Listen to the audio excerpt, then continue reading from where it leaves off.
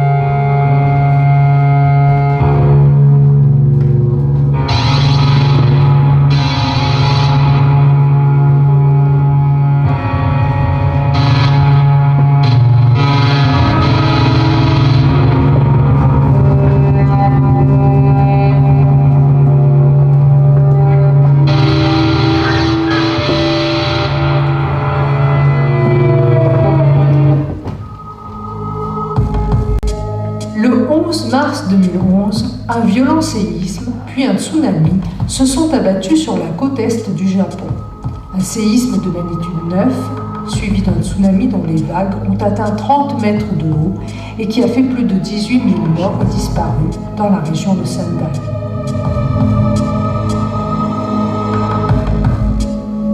Les centrales nucléaires pour la production d'électricité du site de Fukushima ont été massivement endommagées. Les techniciens de Fukushima renforcent en ce moment les piscines de refroidissement qui abritent des milliers de barres de combustible usé. La plus grande crainte des techniciens de Fukushima est qu'une secousse plus puissante que les autres ne cause encore plus de dégâts aux piscines et aux réacteurs. Dans le miroir de l'actu, Masha Makeyev, directrice de théâtre de la Criée à Marseille, est restée marquée par ce séisme et ses conséquences, par l'attitude des Japonais et également par notre regard sur les catastrophes en général. Je pensais au visage des Japonais, je pensais à la découverte de cette façon d'être face au chaos, et j'aime beaucoup le regard japonais, l'espèce de silence après le désastre. Il y avait une grande beauté dans tout ça, en fait, dans cette confrontation. La beauté, c'est qu'il y a une beauté convulsive du désastre. Tout ce qui se fracasse de notre invention humaine Donc forcément, ça a une résonance en nous. Et en même temps, il y avait une beauté dans la façon dont ce peuple a admis la chose, dont il l'a reçue et dont il en a fait quelque chose de très grand, de très beau. Et je me dis qu'il est temps que la fiction s'empare de tout ça. Et qu'après tout, la seule réponse au chagrin et à la douleur, à la vraie douleur, c'est la fiction.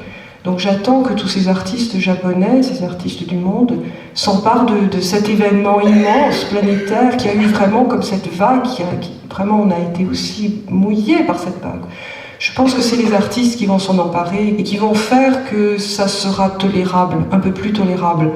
Vous auriez dit la même chose pour Tchernobyl? Vous auriez parlé de beauté? Écoutez, dans Tchernobyl, il y a la beauté des ruines, bien sûr, mais il y a quelque chose de plus douloureux, il y avait quelque chose de plus sournois dans cette catastrophe-là, et en même temps, il y avait aussi, immédiatement, je pense à l'héroïsme extraordinaire, des gens qui sont allés sans aucune protection. Moi, j'ai beaucoup lu, j'ai beaucoup regardé d'archives, et ces héros comme ça qui sont allés face à la catastrophe, il y a une immensité humaine face à la catastrophe, il y a quelque chose qui se développe, on devient beaucoup plus grand face à ce genre d'événement.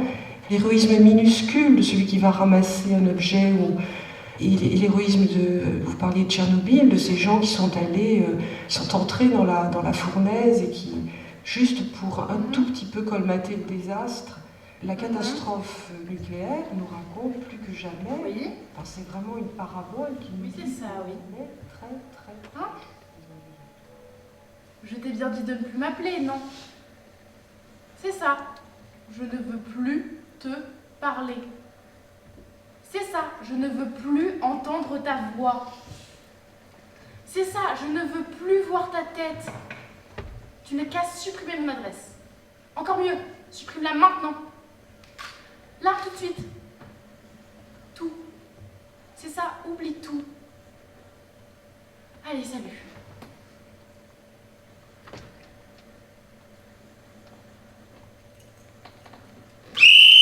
Allez, on commence les décomptes. 1, 2, 3, 4, 5, 6, 7, 8, 9.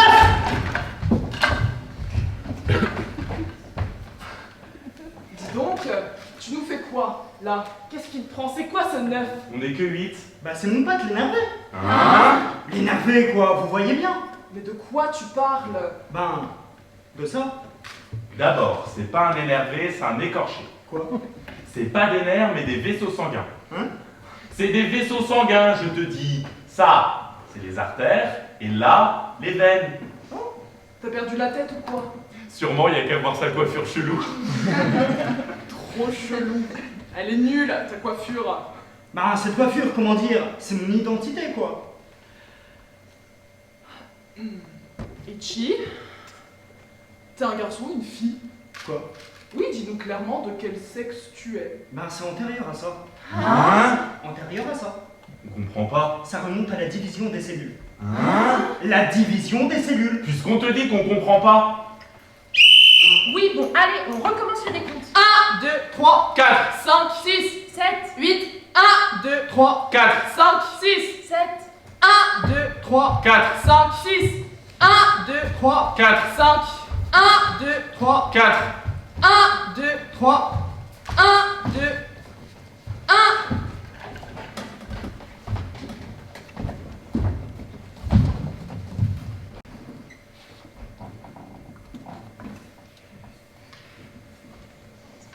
Je rentrais du lycée, dans un terrain vague, une parcelle où on allait construire un parking.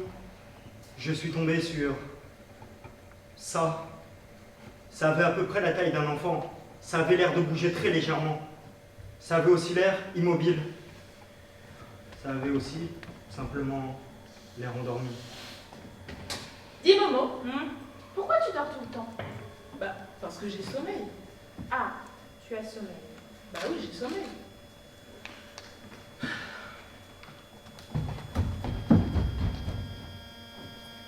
Dis donc Momo, Tu es plutôt souple, non?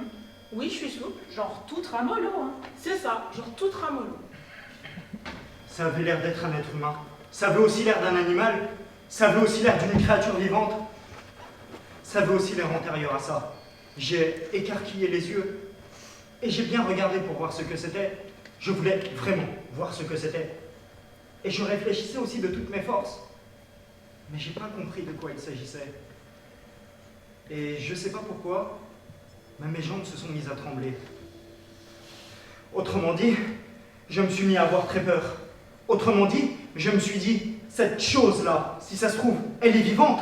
Et dans ce cas, si elle est plus faible que moi, je pourrais avoir le dessus. Mais si c'est une créature plus forte que moi, c'est moi qui serai le perdant. Dans ces conditions, mieux vaut que je me taille. Que je me taille d'ici au plus vite. Faut que je me taille d'ici. Faut que je me taille. Faut que je me taille.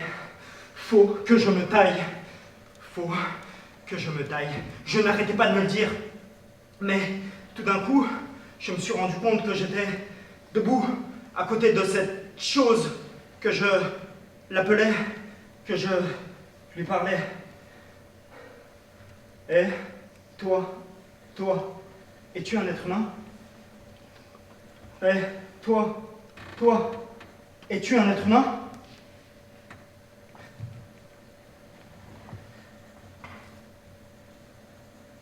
Cet oiseau de proie veut me dévorer. Tu as parlé? Il y a un cerf-volant accroché dans les lignes électriques. Autrement dit, c'est un humain. C'est ce que tu crois, mais tu te trompes. Je me trompe de nouveau. Oui, c'est juste une impression. Mais tu parles pourtant. Non, je ne parle pas. Hein? Moi, je suis antérieure à ça. Bien antérieure à ça. Mais... Ah, c'est comme ça? Fais comme si tu ne m'avais jamais vue alors. Hein? Oublie-moi. Salut.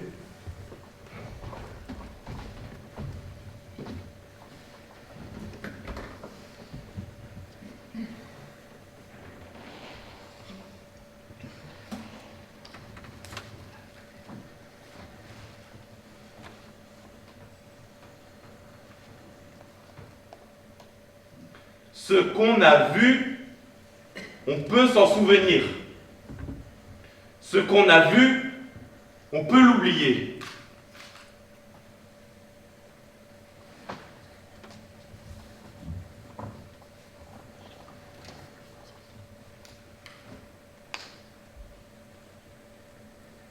Le vent est froid aujourd'hui. Je ne sais plus quand ça a commencé. C'était devenu une habitude de m'allonger dans ce terrain vague.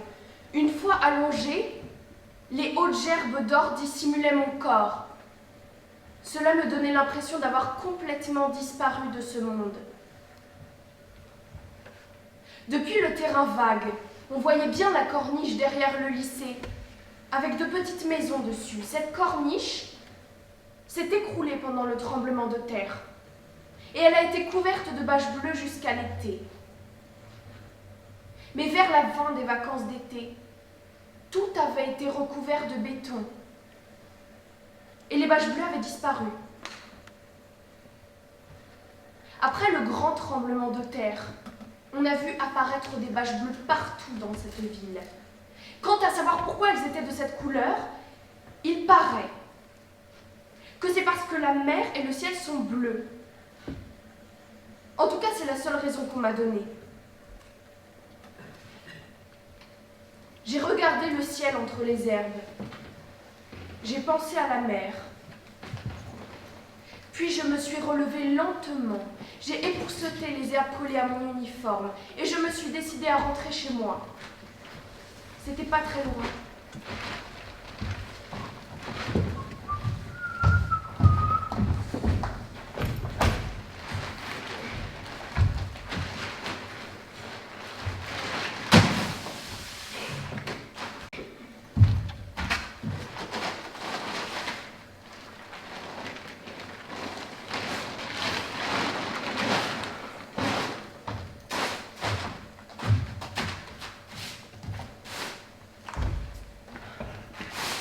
Largeur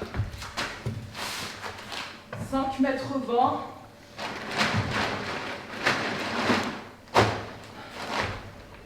Longueur 3 mètres 10.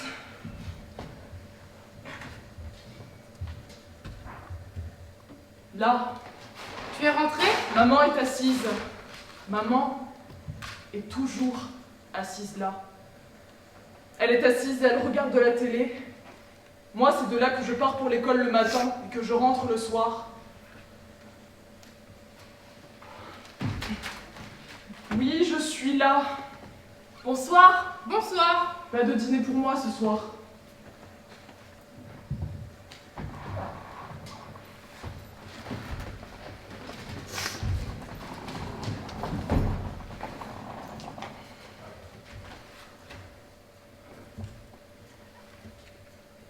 Yuka allume le néon. Elle a allumé le néon. Ensuite, elle a posé son sac à dos. Celui qu'elle a toujours, le vert et jaune. Ensuite, elle a enlevé son écharpe. Son écharpe bleue à rayures. Elle a enlevé son uniforme. Elle a enlevé son uniforme. Elle a sorti son portable de sa poche. Yuka a sorti son portable. Yuka claque des doigts. Yuka claque des doigts. Les doigts de Yuka font un joli bruit. Un très joli bruit.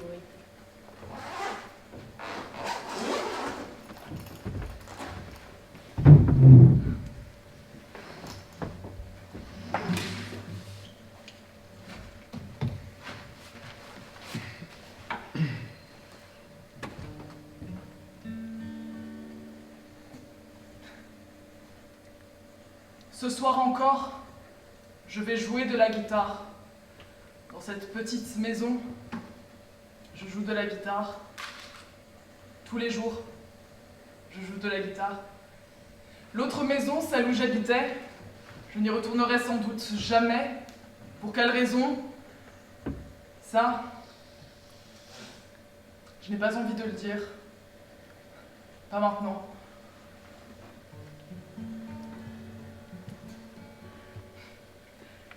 De l'autre côté, maman regarde la télé. Elle va sûrement s'endormir avant moi. Moi, je joue de la guitare toute seule. Ce soir encore, je joue de la guitare.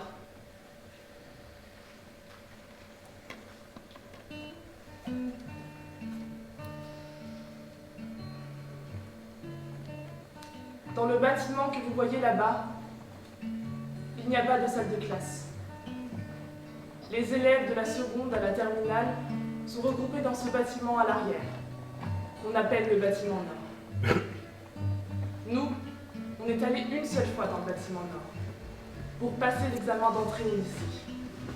C'est la seule fois qu'on y est allé. C'était en mars, il y a 2 ans, le 8 et le 9. 2 jours après le tremblement, il y a eu le séisme. L'annonce des résultats qui était prévue le 14 a été reportée à fin mars. Le 11 avril, pile 1 mois après le tremblement de terre, il y a eu une série d'énormes répliques. Ça a de nouveau beaucoup tremblé, les répliques ont duré 2 jours. Ça a causé plein de fissures, les piliers du bâtiment nord se sont tordus, et sur le côté de la cour de l'école, une énorme tranchée est apparue. Finalement, au moment de la cérémonie d'entrée, qui avait été reportée au 25 avril, il était devenu impossible d'entrer dans le bâtiment nord, où se trouvaient les salles de classe. Alors, au début, on a dû utiliser les salles de l'école primaire d'à côté. Mais on se faisait enguirlander parce qu'on faisait trop de chahut. Alors, l'intérieur du gymnase a été divisé avec des cloisons. Et c'est là-bas qu'on a installé nos salles de classe. Vers le 2e trimestre de notre année de seconde, le bâtiment en un étage en préfabriqué que vous voyez là-bas a été construit. Et c'est là-bas qu'on a cours. Ici, au départ, il y avait un marais. Il a été comblé pour construire le lycée. Mais sur le terrain comblé, il y a eu un phénomène de liquéfaction. Il paraît que la liquéfaction, c'est quand la terre devient tout ramollo. En tout cas, le bâtiment nord, celui dans lequel on ne peut plus entrer, il va être démoli cette année. C'est déjà décidé. Nous, maintenant, on est en première. On est entré au lycée l'année du tremblement de terre. Moi, je suis de 95. Le grand tremblement de terre de Kobe. C'est l'époque où ma mère était enceinte de moi. C'est comme ça que j'ai entendu parler. J'ai entendu dire qu'il y a eu beaucoup de morts pendant ce séisme-là. Et celui de notre région aussi a causé beaucoup de morts. Beaucoup de gens sont morts. Beaucoup de maisons ont disparu. Mais tout ce que je peux dire, c'est que moi, en tout cas, je ne suis pas morte. Nous, on n'est pas morts.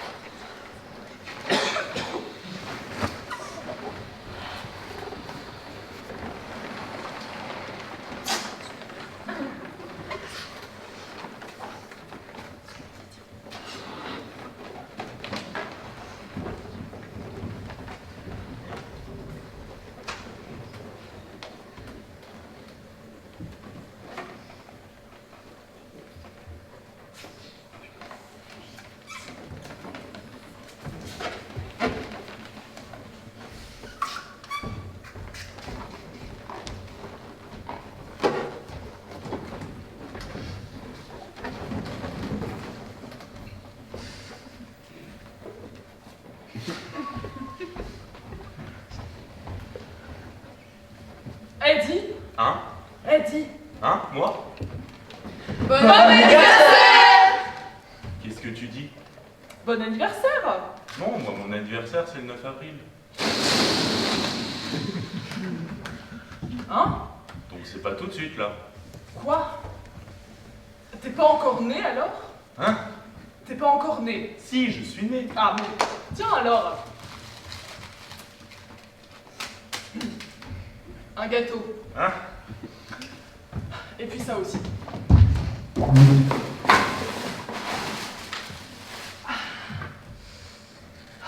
Un chien. Hein? Cadeau. Non, d'abord il appartient à quelqu'un, ce tableau. Quoi? Ça fait un moment qu'il est là. D'accord. Bon. Je vais faire un tour de magie alors. Regarde. Je vais faire apparaître un cœur.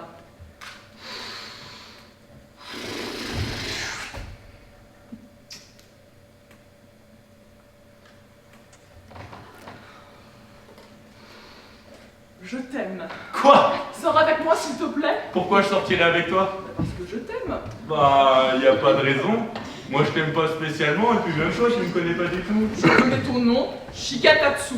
Juste mon nom, quoi. Le reste aussi, un peu. N'importe quoi. Alors si je te connais pas, c'est pas possible. Hein? Toi que je ne connais pas, je t'aime. Tu veux pas qu'on sorte ensemble tous les deux? Sans se connaître? Sans bien se connaître? Non.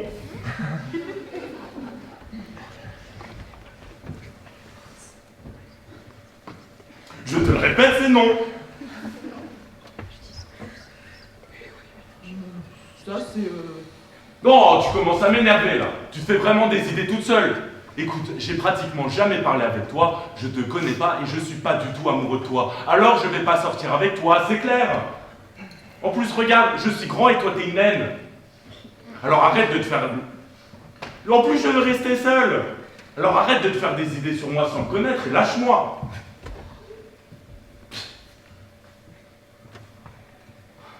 Voilà le genre de truc qu'il me disait, Shikatatsu. N'empêche, 3 ans plus tard, on est quand même sortis ensemble. Quoi? Et tous les deux, toujours sans bien se connaître, on s'est mariés. Toujours sans bien se connaître, on s'est mis à vivre ensemble. Et c'est 2 personnes qui se connaissaient si peu, ont conçu un enfant. Bref, Shigetatsu ne me connaissait pas bien et j'étais enceinte de lui. Et l'enfant qui est né, il ne le connaissait pas bien non plus. L'enfant qui est né ne connaissait pas bien son père non plus. On l'a quand même élevé comme il faut, sans le connaître. Et ainsi, toujours sans se connaître, on a élevé ensemble 3 enfants, qu'on ne connaissait pas vraiment. En fin de compte, on a vieilli ensemble, en bonne entente, toujours sans se connaître. Voilà. C'est quoi, ça? La vie de Shigetatsu. Quoi? L'histoire de ta vie.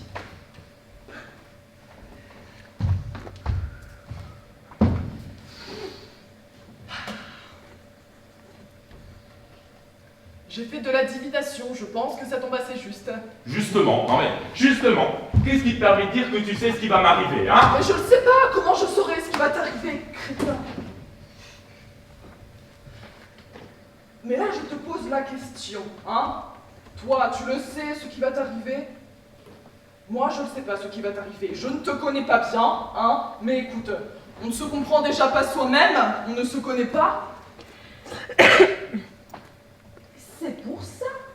La quantité de toi que je ne connais pas et la quantité de moi que je ne connais pas, c'est la même. Voilà ce que je te dis. Tu comprends? Moi, c'est la seule chose que je comprenne. Alors, connaître quelqu'un, ou pas le connaître, le comprendre ou pas, c'est pas avec ça qu'on décide de sa vie. Voilà ce que je te dis, moi, connard.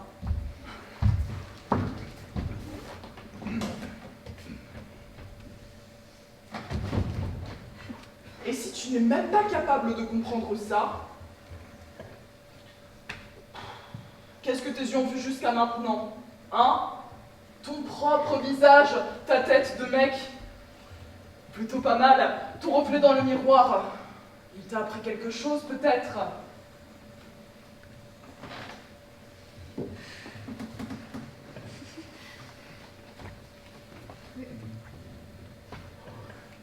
Moi, je peux dire une seule chose. Ce que mes yeux ont vu, je peux m'en souvenir et je peux l'oublier. Le reflet dans le miroir du visage que j'ai aujourd'hui, je peux m'en souvenir et je peux aussi l'oublier. Alors si je t'écrabouillais la figure avec cette batte, ta tête écrabouillée, je pourrais m'en souvenir, mais je pourrais aussi l'oublier.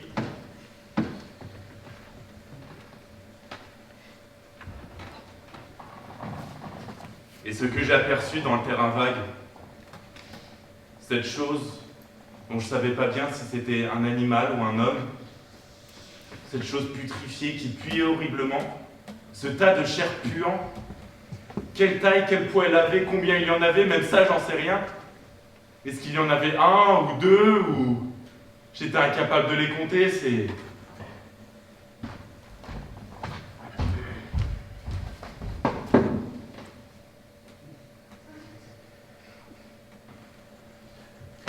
Je m'entraîne en fait. Je m'entraîne tous les jours, tous les jours. Ah, avec ta mère. Hein? Bah, tu faisais pas de l'aérobic avec... Mais non, il ne s'agit pas de ça du tout. C'est à propos du fait que j'arrête pas de dormir, tu vois. Ah, c'est que, c'est vrai, non? Un jour, un jour viendra, on dormira tout le temps, non? Alors du coup, en prévision de ce jour, je m'entraîne comme ça, moi. Tous les jours, tous les jours. Ah. I'm so excited, and I just can't hide it. No, no, no, no, no. Regarde, il bouge bien mon corps. Hein. Je comprends pas, moi. Un corps qui bouge de cette façon. Un jour, il va se mettre à bouger de moins en moins. Un jour, il va se mettre petit à petit à ne plus bouger. Un jour, il va se mettre petit à petit à ne plus bouger du tout. Et puis il s'endormira. Mais complètement à ce qui paraît. Dis, tu peux croire ça, toi? Ne même plus rêver. Tu as beau dormir, tu ne rêves plus jamais. Moi, je rêve de Minkin, je rêve de Taipi, je rêve de Ueda. Tous ces rêves stupides que je fais tous les jours. Comment je pourrais dormir si je les fais plus? J'arrive même pas à l'imaginer, tu vois. J'arrive même pas à l'imaginer. Tu crois ça, toi? Quoi donc? Bah, la maman chat est blanche, d'accord? Pourtant, les chatons sont tout noirs. C'est bizarre, non? Ah, mais l'autre parent devait être noir, non? Oui, bah oui, mais... Y a rien de bizarre alors. Bah, quand même, quoi. Si un blanc et un noir se marient, les enfants ne sont pas soit noirs, soit blancs. Ils sont d'une autre couleur. Elle est passée où, là, cette couleur? Ouais, Tu vois? ouais, c'est clair. C'est pas normal. D'habitude, les couleurs se mélangent. Alors je pensais qu'un chat noir et un chat blanc, ça donnait des chats gris. Tu serais pas un peu conne? Déjà, les chats gris, ça n'existe pas, tu sais. Hein? Bien sûr que si, les chats siamois ou les bleus russes. Ils sont gris, je te signale. Mais non, idiote, c'est pas une question de couleur. Là, ce sont des espèces qui n'ont rien à voir. Tes chats, c'est juste des chats japonais. Comment ça, juste des chats japonais? Et toi, tu es juste un japonais alors? Tu prétends faire du rap, pourtant t'es juste un japonais. Ah oui, c'est ça, je suis juste un japonais. Tiens, en fait, les parents de Ichi, c'est pas des Chinois? Pas du tout. Ils tiennent un resto chinois, c'est tout. Ils sont pas chinois. Hein? De quoi? Vous êtes encore en train de raconter que je ressemble à l'acteur Kankulo Kudo? Arrête, on parle pas de toi, Laichi, on parle de mes chats. Des chats? Oui, je voulais des chats gris et finalement ma chatte a eu des chatons tout noirs. Et alors, c'est bien le noir, non? Les chatons noirs, c'est trop mignon. Bah, tu les veux? Non, merci. C'est bon. Et dites, plutôt que de chat, si on parlait de serpent. De serpent? Hein? Pourquoi de serpents? Bah, c'est mignon les serpents, non? Hein? C'est pas du tout mignon. C'est des serpents, je te signale. Si, c'est mignon. Ça se tortille dans tous les sens. Justement, c'est parce que ça se tortille que c'est mignon. Ça s'enroule autour de ta main en se tortillant comme ça. Et leurs yeux aussi. Ils sont beaux, tout ronds et bien dessinés. Ils ont l'air bien dessinés parce qu'ils n'ont pas de paupières. Hein? Les serpents ne dorment pas d'après toi? Ou peut-être qu'ils dorment les yeux ouverts? Ben, je crois oui, parce que ils hibernent aussi les serpents, non? Wow. Alors là, ils sont en train d'hiberner les yeux ouverts. C'est Dégoûtant. Écoutez, désolé de vous décevoir, les serpents ont bien des paupières. Ils dorment les yeux fermés. Ah mais les poissons, ils dorment les yeux ouverts, pas vrai? Oh, je me demande comment on peut dormir les yeux ouverts. Oui, mais les poissons, déjà, ils dorment en nageant, non? Bah, ils dorment pas alors, ils sont réveillés, non? Mais s'ils dorment, autrement dit, c'est comme pour les humains. Quand on dort, on veut bien continuer à battre. Je me demande. Au fait, dites, les serpents, c'est ovipares? Je crois bien. Alors ils sont proches des poissons. Dis, tu parles des mammifères maintenant, allez quoi. Non, désolé, mais moi, j'ai envie de parler des poissons. Pourquoi? Non, mais les poissons, c'est génial, quoi. Ils pondent des dizaines de milliers, pas vrai? Et il y en a plein qui sont dévorés par d'autres bestioles. À côté de l'endroit où ils ont été pondus. Si bien que la plupart naissent pour mourir tout de suite après. Et puis, les poissons, une fois qu'ils ont pondu leurs œufs, ils les abandonnent sur place. La plupart des poissons, ils n'élèvent pas leurs petits, pas vrai? Alors après, si par hasard ils dégrosent au milieu de l'océan, ils ne reconnaissent pas leurs propres enfants. C'est clair. Ah, pas vrai? Je me demande s'il leur arrive pas de manger leurs propres œufs par erreur quand ils ont faim. Non, non, pas du tout, ils font pas ça. Ah, ils sont intelligents, les poissons. Super intelligents. Ils sont intelligents, les poissons. Et ils sont bons à manger.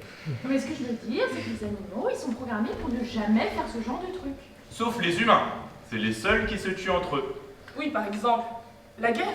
Ou les meurtres. Ou la peine de mort. La peine de mort? Bah, il y a des accidents de voiture après. Non, les accidents de voiture, c'est des accidents.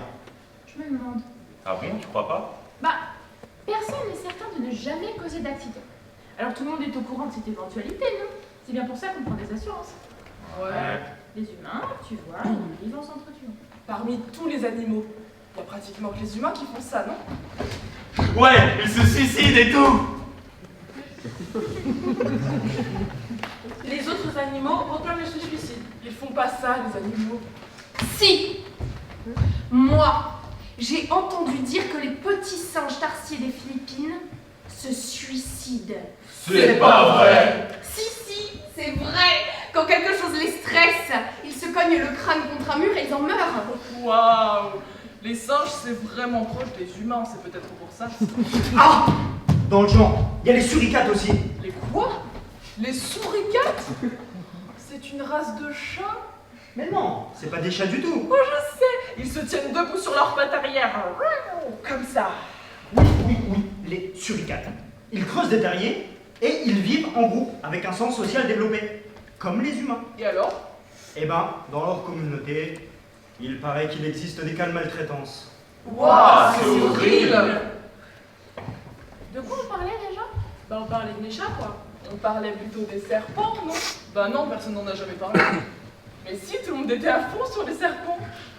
Ah, j'aurais tellement voulu avoir un chat gris. À la base, il n'y a que les humains qui élèvent des animaux. Les animaux, en principe, ils n'élèvent pas d'autres animaux. Ah, chez moi, pas question. Mon père serait d'accord. Mais ma mère est allergique aux chats. Alors pour elle, c'est hors de question qu'on ait des animaux à la maison. Ah, voilà, on y est. Hein. Dans ce moment-là, je veux dire, quand ton père et ta mère sont deux avis différents, Tu fais quoi? Vous faites quoi tous? Ouais, ben on est embêtés, normal. C'est que la famille, c'est la famille, quoi. Je veux dire, je perçois ma famille comme une seule entité, quoi. Alors qu'en fait, la famille, ça part de deux composants différents. Le père et la mère, non? Comment ça, des composants? Bah, c'est des composants, non? Bah, c'est vrai qu'on les appelle papa et maman, mais à la base, ils n'avaient rien à voir. Des étrangers complets, quoi. C'est évident ce que tu dis. S'ils s'entendent bien, ok. Mais s'ils ne s'entendent pas, le caractère, les goûts, la façon de penser, s'ils se sont mis ensemble alors que rien ne correspondait au départ, admettons, alors ces éléments complètement opposés se retrouvent sous le même toit. Sans te demander ton avis. C'est pas super enquilinant ça? Si. Si ces éléments complètement opposés se sont mélangés, ça veut dire que les parents se sont trompés dans le choix du partenaire, non? Dans ces cas-là, il n'y a rien à faire. Faut accepter, c'est tout. Oui, c'est vrai, faut accepter, c'est tout. Faut accepter, c'est tout. Nous, on peut rien faire, à part accepter le choix de nos parents. C'est ce que ça veut dire être un enfant. Vous me dites de renoncer, alors? Pas du tout. On te dit pas de renoncer. Simplement, quelle que soit la situation, vous êtes bien obligé de la reconnaître. Il n'y a pas d'autre moyen, il faut commencer par là. Voilà ce que je veux dire. Exact! Faut accepter. Moi, ma famille tient un resto chinois et je ressemble à Kankulo Kudo. Parce que si on y réfléchit, même nos parents, ils ont des parents. Oui. Et peut-être qu'avant même de s'en rendre compte, on va devenir adulte et devenir parents à notre tour. Et quand on sera adulte, ça pourrait nous arriver, à nous aussi, de tuer quelqu'un ou ce genre de truc. Vous croyez?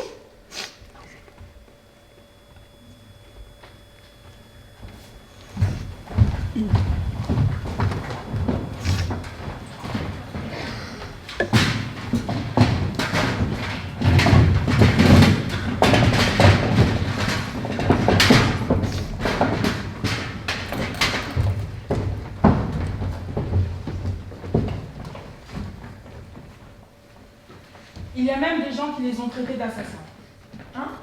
Après l'accident, c'est ce que les gens ont dit de l'entreprise où travaille mon père. Et toi, Matsuki, t'en penses quoi, toi? Bah moi, comment dire, je pense que le boulot de ton père n'a rien à voir avec toi. Oui, bah, si les gens pensent ça, ça me soulage alors. Je t'assure, ça n'a rien à voir avec toi. Menteuse. Hein? Non, non. Ton père, à toi, qu'est-ce qu'il fait déjà? Bah des mesures. Tu sais, il installe un poste de contrôle à côté de l'école. Un truc pour mesurer, tu sais. Ouais. Son boulot, c'est des mesures, c'est de la sous-traitance. Pour la boîte, tu travailles ton père à toi. Ouais. Voilà. Moi, je sais pas, mais depuis le séisme, j'ai tout le temps envie de dormir. Je sais pas, mais d'un coup, je me mets à avoir super sommeil. Je me demande pourquoi. Normalement, quand la terre tremble, on devrait plutôt se réveiller, non? Mais moi, chaque fois que ça tremble, ça me donne envie de dormir. Chaque fois que je pense au séisme ou à l'entreprise où travaille mon père, enfin, j'essaie de réfléchir à un tas de choses, mais l'entreprise dont on parle tout le temps à la télé et celle où mon père part travailler tous les matins, j'arrive pas à penser que c'est la même. Tout ce que je sais, c'est qu'il part travailler dans un endroit dangereux. Mais j'entends tellement de commentaires différents. Alors je sais pas, ma tête devient lourde d'un coup, j'arrive plus à réfléchir, et là, je me rends compte que je m'endors. C'est agréable de rêver, mais quand même. Mais Momo, tu disais que tu t'entraînais. De l'entraînement. Tout à fait, c'est ça. Dis Natsuki, toi qui sais plein de choses, les gens en vrai, pourquoi ils dorment? Bon, alors, qu'est-ce que t'as vu au juste finalement? C'était le cadavre qu'a mentionné Shigatatsu? Non, puisque dans mon cas, il a parlé. Hein? Il a vraiment parlé? Il a parlé. Il a parlé. C'est sûr, il a parlé. Et puis, il avait des petits tressaillements dans les bras, comme ça.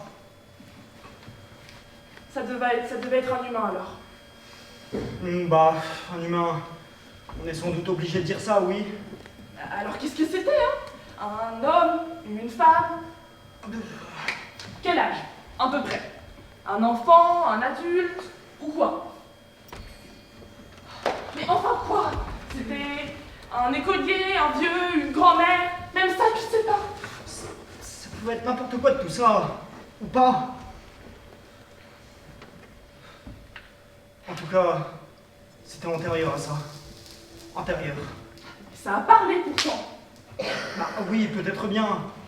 Il me semble qu'il y a eu un échange de paroles, en un sens. Comment ça? Tout à l'heure, tu affirmais que la chose avait parlé. Bah oui, mais bon...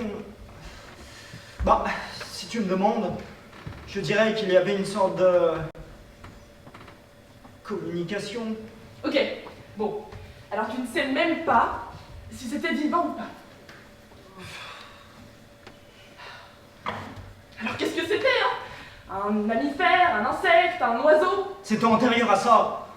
J'arrête pas de le dire. Ton affaire, t'es vraiment bizarre, tu sais. La couleur. Hein? Je peux te dire de quelle couleur c'était. La couleur? C'était bleu. Un bleu. Comme si ça reflétait ce ciel.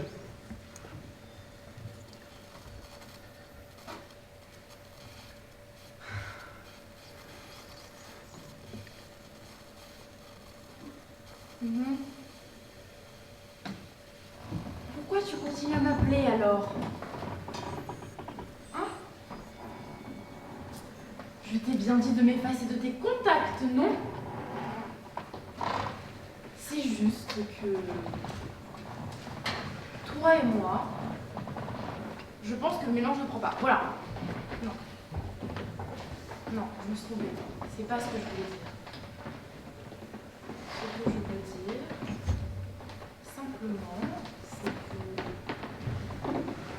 moi, pour le moment, j'ai encore trop peur de me retrouver avec quelqu'un. Voilà. Peut-être. Désolée. Pardon. Excuse-moi. Désolée. Désolée. Ok, bon. Ceux qui peuvent, vous répondez, hein. Ok, je me lance. Le toit est triangulaire. La fenêtre est carrée. Il y a 2 buts de football. La rangée d'arbres, ce sont des peupliers. Une voiture blanche passe. Devant le portail du lycée, il y a un pont. La bâche est bleue. Les chatons de Yuka sont noirs. Aujourd'hui, il fait très beau. Mais demain, quel temps fera-t-il?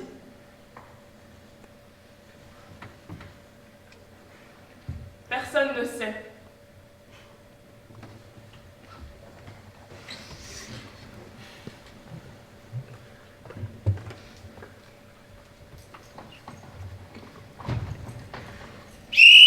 Allez, maintenant on va jouer à pierre, papier, ciseaux. Ou deux au bout de ce côté-ci, ou comme un... Pierre, papier, ciseaux!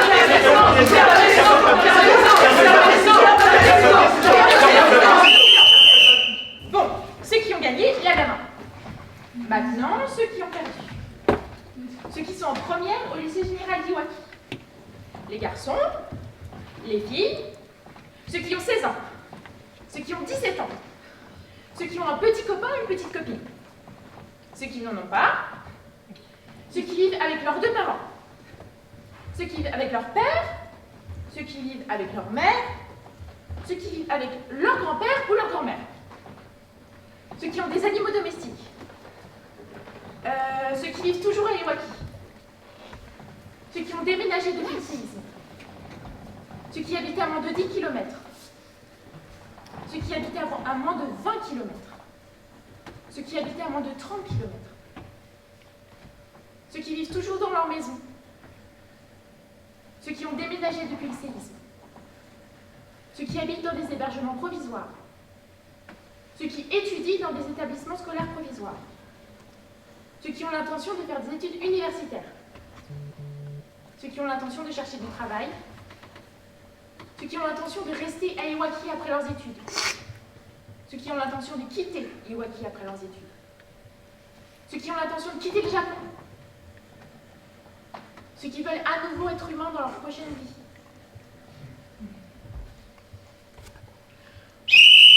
Allez, maintenant on joue aux chaises musicales.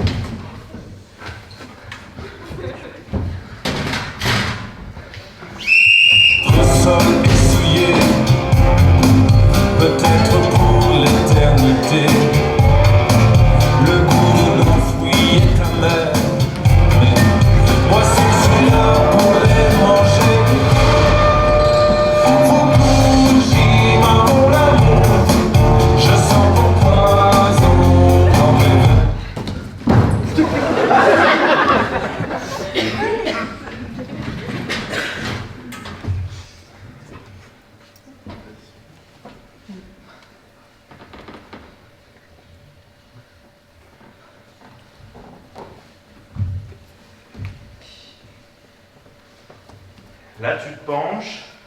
Ensuite, rotation des épaules. À partir de là, et 1, tu lèves la jambe. Et 2, tu poses le pied. Et 1, et 2. Là, tu te penches. Rotation.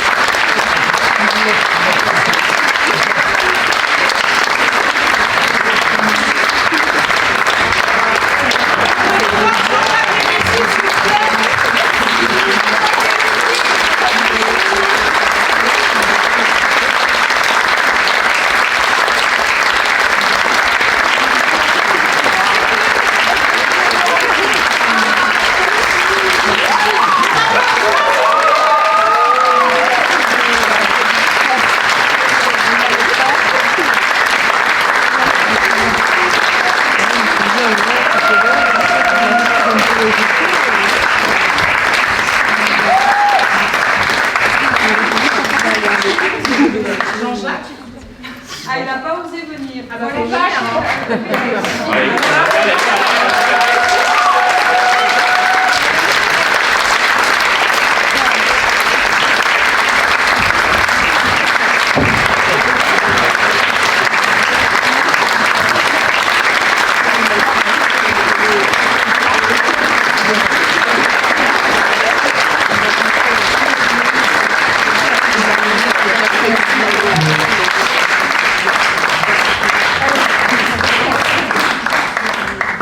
Moi qui avais peur de les traumatiser avec cette pièce. Merci pour votre écoute.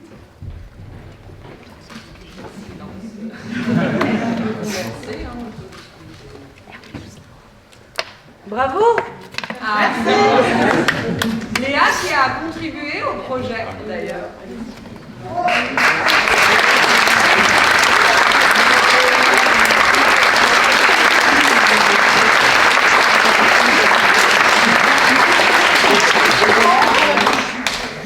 Et Clément qui nous fait des lumières en un temps éclair. voilà.